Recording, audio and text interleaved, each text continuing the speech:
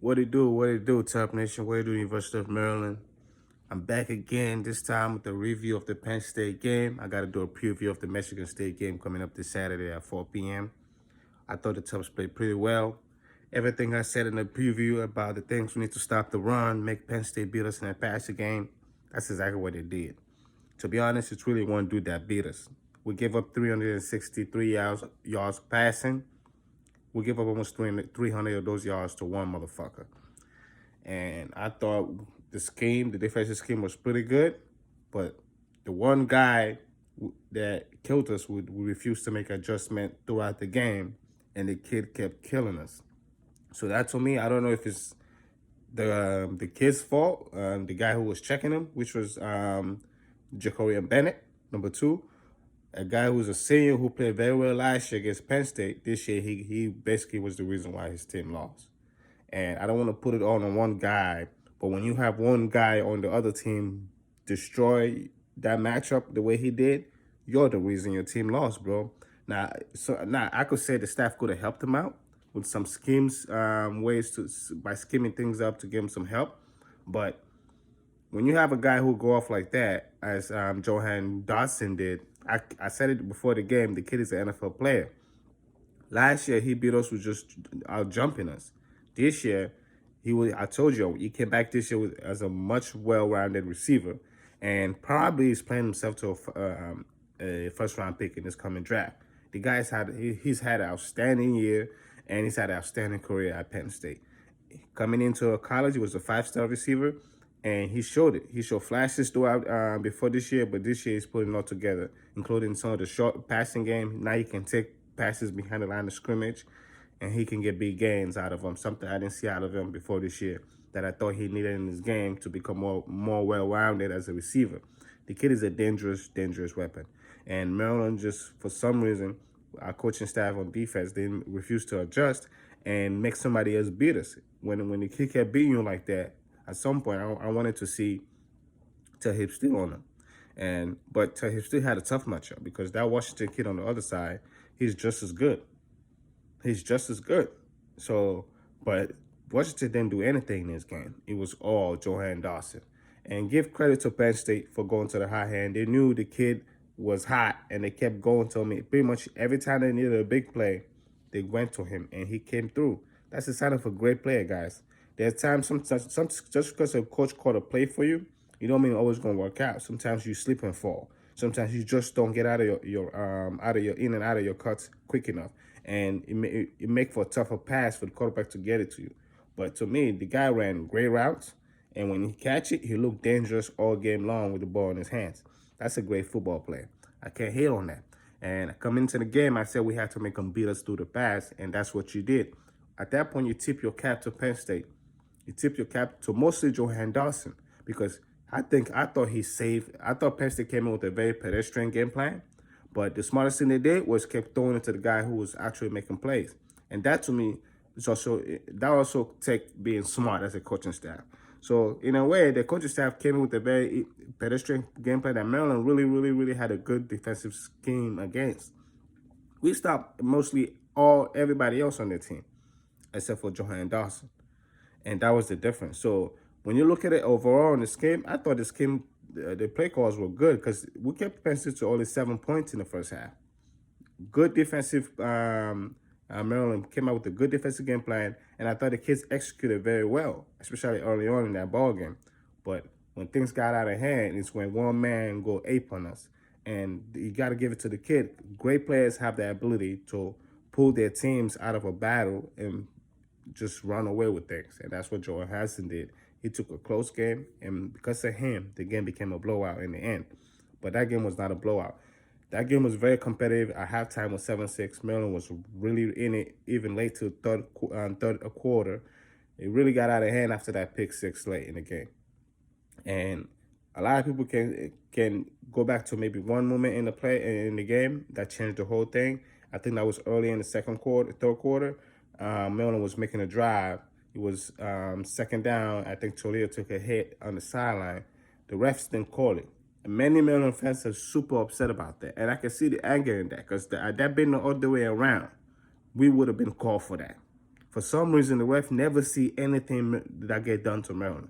But the minute Maryland do some shit, I've seen Maryland get called for bullshit, petty-ass penalties all fucking season. I'm talking about penalties that have kept these kids on the field when they look like they're about to get off the field on third down. Some petty-ass tick-tack calls throughout the year they've been calling on us all season long. Against a young team, that's a killer. All right? So these refs have no issue throwing the flag against us and killing us while in the process. But then when a play that's as blatant as that play, that was clear roughing the passer, clear personal foul, clear injection. The guy was on the sideline, literally 3 steps away from it. Tualia was basically away from the white marsh and the sidelines. And he still got hit. Blindsided hit. And I don't want to hear any Penn State people excusing it, or he barely hit him. When you don't expect a hit like that, that's the type of hits that cause concussions more so than a hit you saw coming. Those blindside hit I'm sure even if he thought it was an impact coming, Tualia did not anticipate the guy literally making him fall on his ass. That's the type of shit that caused a concussion. I think at some point he was impacted in that game, probably for the rest of that game. I think Tualia was impacted after that play. I think he was a little concussed. If it wasn't, he was a little shaken up. But the kid is so competitive. That's one of I feel like it's always been his downfall with Tualia. He's so fucking competitive sometimes that sometimes he misses easy throws. Sometimes he overthrow people that are wide open. Sometimes he misses easy reads. I'm talking about dudes that are open. He will not throw to them, and he will force the ball somewhere else to a guy who is not open. He does that a lot. All right? He's getting better. That's another thing I wanted to mention. All right? My last film, I said I don't like the way this team is looking. The guys are not getting better, especially on defense. Against Penn State, they showed me there are many aspects of that game that are guys that I saw getting better. Our D-line played better. Our young linebackers look better against Penn State. They look better, all right? They weren't running out of gaps as much as they were probably throughout the whole season. I saw a lot more discipline in maintaining their gaps against Penn State. That's why that game was competitive early. The kids played better. Our linebackers played better. Our DBs played better. Now, Jakoria Bennett did not play better. He cost his team the ball game by his effort. Because there's no way somebody should go for almost 300 yards on you. That goes to tell me you weren't battling, bro. All right? So that's another guy that I don't mind seeing on the bench in this next few games. Because he has not had a good season. He has not had a good season at all. Jakoria Bennett. I don't mind seeing him getting on the bench for a younger DB. I want to see Cooley out there a lot more. Now, Cooley got beat too by Johan Doctson. So again, like, you got to give it to Johan Doctson, man. The guy's a monster, right? But again, that's an L. We lost that one. Basically, they outscored us 17-8 in the second half, 24-8 in the second half. In a game that was only 7-6. By what is it? That's like 16 points. And they outscored us in the second half. When they won by 17, 24, what was it? 24-14. That was the final score. No, 30-something, man. 31-14, the final score. They had a pick 6 late that made that game look a lot uglier than it was. The stats, they were all right there. Maryland was right in there. Tualia threw for 371 yards. I thought he threw the ball. The kid literally showed me. Like, one thing I watched Tualia all year long, I've said it. This guy, he has an NFL first-round pick, and not just a first-round pick. He has a lottery, like, I'm talking about top 5 NFL draft pick arm. He has a better arm than his brother, period. All right? Tualia has a better arm, better golden. Like, his arm can he make throws that you just go, wow. The throws Tualia makes, you goes, wow. There's only one quarterback I see in college football that make throws like that annually. Now, he's way more consistent in making throws like that. But the competition level for this quarterback is not as good as Tualia. Big Ten is big-time football. This kid is the Haney kid from Fresno State. I watched him play a couple of times this season. Fresno State got a quarterback who's going to be a high NFL draft pick. People remember this name. His name is Haney. I forgot his first name. I think it's Jacob Haney. He's Fresno State starting quarterback. That's the same place that had David Carr and David Carr, our older brother. That Fresno State school, I produced some pretty good NFL signal callers. And this kid is going to be on that list coming up. I think he's going to be one of the top quarterbacks chosen in this next year's draft. When I watch him throw, the ball just flies out of his arm. It's a bullet that comes out of his arm. It's just phew, phew, phew, phew, phew.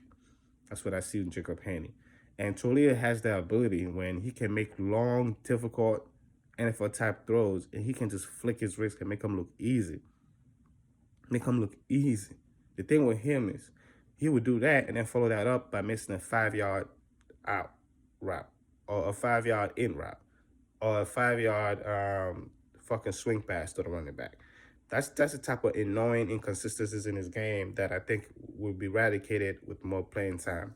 The kid is getting better. I'm very, very encouraged by the way he looked against Penn State. That Penn State defense looked great all season long.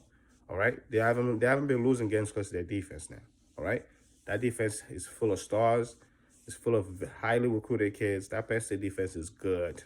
All right, now that I thought Tualia looked very good in that game. He was very productive. He hit the guys that were open. He missed many reads, but he always does that. Even when games when he plays well, he still missed many reads. That's the thing I'm talking about. He's going to get better with more playing time, with more experience. This is the type of stuff you will see way less of next year with him. All right? The fact that he just doesn't make good reads, meaning that a good read is literally when a player is called and you see a guy open on film, but yet the quarterback never seems to go to him. That to me is a sign of quarterback who already predetermined before even the ball is snapped who he's going to go with the ball. I feel like Tualia does that a lot. He does that a lot. Now, that's one of the reasons why he struggled after Demons got injured. Those first few games, he really struggled with the Ohio State and Iowa and all of them. Now, it's not easy to play against those two teams anyways. But the reason why he extremely struggled in those two games after freaking Demons got hurt is because he's so used to deciding where to go with the ball before the ball is snapped, which is usually the Demons, that usually he would take a couple of looks before he get away from his first read, which is Demons. When Demons went down, he taught him he had to learn how to read defenses better, and he struggled with that. I feel like against Penn State, I saw a lot more better with him doing that in terms of getting away from his first reads a little quicker. Look, if he's not open, look the other side. If he's not open, somebody will be open. We have a good scheme offense. Luxury offense is good. It's a good schemed offense. But most of the time, the offense, when it doesn't work, it looks like it's a bad scheme offense, but it's really Tualia making the wrong reads. He forcing balls to the guys that he want to throw it to, some of the guys that the defense tell him to throw it to. That's one of the main problems he has. He has a knack to force things because he want to show how good his arm is. He want to show how much of a good quarterback is. He want to show he can make every throw. When sometimes the best throw, the best play is the easiest throw on the field, which is just dump it to the guy who's open. He will learn that, all right? Because once he learned that, the holes in his game will just start diminishing, and people will start seeing how much of an NFL quality arm he has, because he really does have NFL top 5 NFL draft pick arm overall. I'm talking about the top choice in NFL, top 3 NFL quarterbacks arm coming out of the draft when he's ready. This kid has an arm, but he definitely needs to come back next year and maybe even the year after that, because he can get so much better. All right. Now, this game coming up against Michigan State. Michigan State is a tough ball club. They haven't lost all seasons except for last week against Purdue. That Purdue team has probably beaten like 5 top 5 teams the last 2-3 years. They are very good at getting up for those big time teams. So, and they even have another one coming up this week, Purdue and Ohio State. That Ohio State team better be worried, because that Purdue team has a good D-line, including a first-round pick defensive end on their D-line. They have a pretty good DB group. So, and I watched them play a couple of times, Purdue. They play a very aggressive style defense, something that I wish Maryland would play. It's good to play better and don't break, but in this league, you got to force mistakes. You got to force teams to make mistakes. Fuck keeping them from scoring a touchdown. I don't care if a team score 28 points against us. If we come out of that game getting 4 turnovers, we're going to win more of those games than not. That's where the mindset I feel like Maryland needs to understand. I don't care of us giving up yards and then trying to keep a team from scoring a touchdown. That shit kills you. The teams pounding you will take a toll on you. Whether during that game or later on in that season in a Big Ten full of big offensive linemen and big D linemen, that shit will wear your ass out. Maryland needs to learn that the key to winning this conference, fuck giving a point. Go attack the quarterback and you try to whoop him as many times as you want. And if a team want to stand there and let the quarterback stand back there and throw 40 times, dare those motherfuckers and watch their quarterback win last a game. That's basically every time the Ravens have been good. That's always been our mindset. Yeah, we're going to give up yards, but we know we're going to force you to a few mistakes. And that's all we need with the offense we have. We're going to score enough points to outscore you with the mistakes you make. Maryland got to get to that point. I think when we get to that point as a program, that's when you're going to see our program take the next level, because we are never going to be able to shut teams down. We're never going to be able to have a defense that's going to shut these teams down. We're not going to have the talent like a Ohio State, like a Penn State, that can be legit, be able to stop the run and get pressure on the quarterback on a down-to-down basis. We're not going to be able to do that. What we need to be able to do is when we get a teams, try to force teams behind the chains, which is on first down, you be aggressive on first down, trying to get them to second and long. And then when a second and long, you try everything you can, be aggressive, but be very cautious to like screens and quick passes and any kind of trick plays on second down. When you're aggressive on first down, you got to be cautious on second down. And then on third down, when you get a team on third and long, you come after their asses. Yes, you're going to give up big plays sometimes. Yes, you're going to give up massive plays sometimes. But I guarantee you, an aggressive coordinator on third down, you stand a better chance creating many mistakes than when you're not aggressive on third down. You have to be aggressive on third down. If you let a quarterback get comfortable, even the thought of a quarterback thinking, this team, I know every third down they're going to come kill me, will make certain quarterbacks make certain rush decisions on second down that they probably wouldn't have done with other teams. Because they know on third down, more than likely, they're gonna get body checked. Somebody's going to hit them. Even if they complete a pass, they will get body checked. That shit takes a toll mentally. Miller hasn't learned how to play the mental long game yet. Other teams use it against us all the time, like Penn State. Penn State use that mental game against us all the time. Just the ability to let the guy know that, yeah, I'm going to hit you every fucking play. I don't care if you make a play. But I do know by the end of the fourth quarter, your ass going to want none. You're going to be big, juking and jiving and bailing and ducking away from this contact. That's the problem, right? And this week we played against a good Michigan State team. Team was ranked, number 3 in the country before this last loss. I think they're still top 10. They should be, because that Purdue team is a legit Purdue team. And a Purdue team that probably would be a top 10 team if it wasn't for their earlier losses early in the year. Because Purdue's playing as good as a football team, as good as football as anybody in the Big Ten playing right now, maybe outside of Ohio State. Purdue is absolutely whooping on very outstanding teams. And Maryland, I hope Maryland can just get some of that sauce that Purdue used last week, and we can get executed. Now, Purdue have the way better defense, but we should have a better offense. Now, even though I like Purdue X's and O's, because the coaches put their offensive players in position to succeed way more than I've seen Maryland is doing right now, especially after Demus got hurt. All right? Now, with Purdue, with the film Purdue put out there in Michigan State, how to stop them on defense, they didn't really stop Michigan State, but they created turnovers. That's what I'm trying to tell you guys. You ain't going to be able to stop some teams in the Big Ten. But if you can create them to make 2 or 3 costly mistakes, that could be the difference between you losing the game by 10 and 15 or more, and you actually hanging in there, having the chance to put it off with the field goal late, or like Purdue did. So again, Maryland has a lot to learn about winning. When you win in big time football, it's little things, man. It's the little things. It's clock management. It's being aggressive. It's just down management. It's being able to recognize, okay, it's second and long. I gotta make sure I don't give up and I gotta make sure whatever happened on this second and long, he has to be at least third and long. All right? If they're getting 6, 7 yards, fine. It's second and 15. If they're getting 6, 7 yards, fine. As long as it's third and 7 and up, we're good. That's that kind of mindset is the difference with Maryland. I feel like there's no game plan. There's no down-to-down game plan for these kids to follow. Because if that's the type of mindset that these kids had, our defense would be playing a lot better by now. I like the way we look against Penn State. Besides Johan Doctson putting his foot all up our ass, besides that, I thought we looked very good in the tackling department too against Penn State. All right? So again, there's a lot of encouraging signs I saw against Penn State, guys, that I hope we can steal a little bit of sauce that Purdue used against Michigan State, and we can get this win. Because if we can get this win, we have a chance to beat Michigan the following week. If we can beat Michigan State, we have a chance to beat Michigan the following week, because our team is so young, and this is the type of games that if we can win, we can gain the type of confidence we need to go off and knock off a Michigan at home. All right. And that would be 2 massive upset back-to-back week. Absolutely will change our whole season perspective this year. All right. Now, if we can just keep it competitive against Michigan State, because they will be very angry after taking their first loss on the year when they were looking like they were heading towards a battle with Ohio State being undefeated and a chance to probably make it to the BCS playoff. Now, they still can make it if they win out the rest of the way. So they're going to come out hungry against us. So Maryland got to come out, protect Tualia again, run the ball a little bit. I want to see us run the ball a little bit more.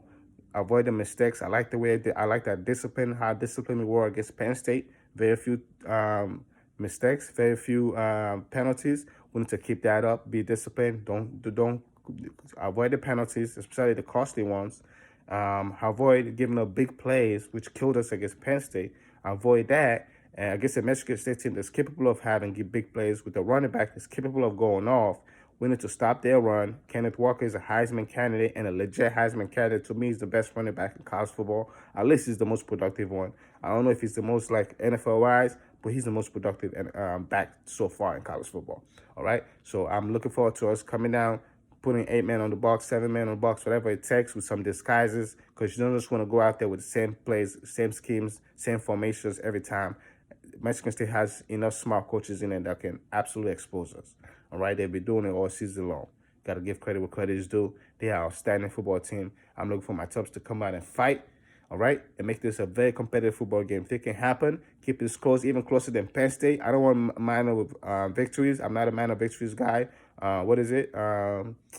Petty victory guy. However, this program we're building something, guys, all right? This is not the end result. This is not the season we wanted, but at the end of the day, when we came into this year, we all had hopes to make it to a bowl game. If we can get there as a program, I think it's a stepping stone for what will be coming next year and the years coming after that. Because this shit right here is just getting rolling, guys. All right? Locksley and them showed me a lot against Penn State. I'm very encouraged. I wasn't as encouraged before Penn State, especially after that Michigan State game. I mean, after that Minnesota game. And I certainly wasn't as much encouraged even after the Indiana win. So I'm very more encouraged after this Penn State loss because I thought we actually looked better on defense. Our kids look like they're getting better on both sides of the ball. That's all I ask for. We ain't going to win every ball game in this conference, but just show me our kids are getting better. There's hope for the future. There's hope for us to keep watching these motherfuckers, all right? Which I saw. So again, shout out to the coaching staff. Shout out to Brian Stewart. I was very hard on you. I'm still hard on you because you let one guy kill us, but I saw a lot of improvement. If we keep improving like that, slowly and steadily, we should be improving right into a workers' W. At the very least, get us to 6 wins and get us to the bowl eligible. But I think we can pull off at least one of this upset with the Michigan schools. The Michigan State or Michigan. One of those schools is going to go down to us. I believe it. All right, guys? But anyways, I've wrapped way too much longer. Shout out to the Ravens, too. We play Thursday night tonight. I can't wait for that. Thursday night football against the Miami Dolphins. Maryland basketball is back. We had a good, impressive week first game of the season against Quinnipiac. That Quinnipiac team is going to be a very difficult team because I love their guard play, all right? These guys can shoot. They made some very tough shots against us. That's why that game looked closer than it was. Maryland really dominated early in that game, all right? I love the new additions we've had. So many new pieces. Ian Martinez, Fats Russell. Man, these guys are going to be ballers for us, all right? Especially Ian Martinez. I loved how he looked. A very underrated pickup for us in the offseason. I said it. This guy is going to be a monster. Super athletic. He almost put off a monster jam that he barely missed, but to call a foul. That's the type of stuff. You're going to see this guy posterize at least a couple of guys this year in the Big Ten. I guarantee you. You're going to posterize a couple of cats this year. Ian Martinez, all right? I like the way Q looked. The transfer from Georgetown, but the guy who I really saw that really got me fired up about this potential of our basketball team potential this year. I'm talking about the guy who really has a chance to take this team from contenders in the Big Ten to a national title contender. Will be Julian Reese, the younger brother of Angel Reese on the women's basketball team. And this kid here is a freshman, but the way he looks, he reminds me of a young KG. People forget KG would have ended up in Maryland had he went to college. He reminds me of a young KG, man. Slicky, young, or a little bit of, he's like a hybrid of KG and Chris Bosh. People forget Chris Bosh was an outstanding basketball player before all his injuries kicked in. Outstanding basketball player Chris Bosh was. And this kid reminds me of that. All right, it's very smooth, slick looking jumper for a lefty. I feel like all lefties got a smooth looking jumper. This kid jumper is smooth for a 6'10" dude, and I've heard even rumors that he's still growing, so he could easily be 7-footer, 6'11", 7-footer when it's all said done. That's crazy because he's super athletic, super quick on his feet, quick leaper, so impressive rebounding that I already saw for a freshman. The guy really knows how to rebound. He knows how to angle his body in there, carve his ways for him to get position for rebound. That's the type of stuff you don't see from a freshman. You usually see from guys who are like seniors or even redshirt seniors. That's impressive shit I saw from him in day one. So that kid, if there's any kid that has a chance to take Maryland to the next level, it's him. Our guard play is going to be good. All right? What's his name? Eric Ayala, and Fats Russell, and Ian Martinez, and what's his name again? The dude from Philly. Those kids, the 6'8" dude from Philly that played point guard for us last year, but I expect him to play a little more small forward for us this year. That kid, our guard play is going to be outstanding this year, guys. All right? Our defense is also going to be very outstanding. We're going to create issues for any backcourt in this year because Fats Russell is going to be able to get into opposing guards. Guards ain't going to have a field day against us as they did last year, enjoying just picking apart our defense. This year, any guard that's going to play us is going to have a tough time, not just on defense, guarding Fats Russell all day with his quick ass, but on the offensive side too when they get the ball because Fats Russell is quick to where he can get steals and deflections. That guy is the best, all right? And I just love the way the overall team. James Graham is another guy who can really add to the ceiling of this team. This kid can score. He's a lethal scorer. But like I said, he is so raw. There's so many aspects of his game that needs to get better. He's the type of kid that if he stays in Maryland and believes in the system, he's going to be a first-round pick when he leaves here. But if he leaves and goes somewhere else, don't be surprised if you never hear about him again. All right?